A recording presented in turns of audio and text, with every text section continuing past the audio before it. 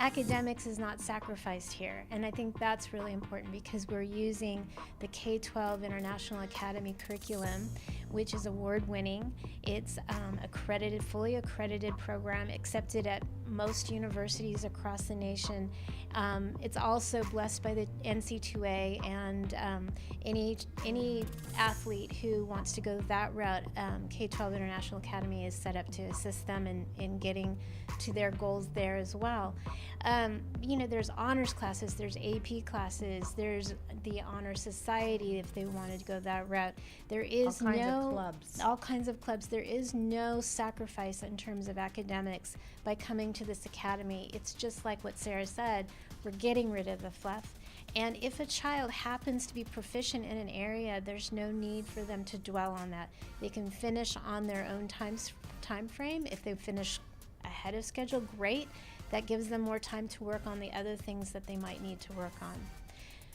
The other thing that's really amazing about the academy is the flexibility of it. We know that we have a lot of athletes and a lot of performers who need flex scheduling, and I'm going to let Sarah talk a little bit more about what flex scheduling is. These athletes and performers will have tournaments and competitions and performances that will take them away and that would take them out of school for extended periods of time. In a conventional school, making up that work is really difficult because a teacher has to deal with so many kids and so many different variables.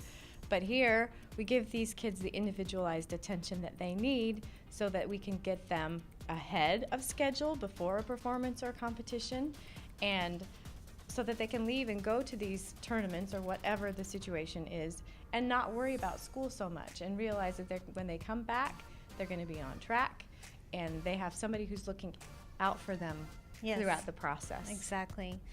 Sometimes being tied to a conventional school can be quite stifling if you're an artist or an athlete, because being excused from conventional school is very hard and you risk getting very behind in your academics. And schools really frown on kids leaving school for periods of time.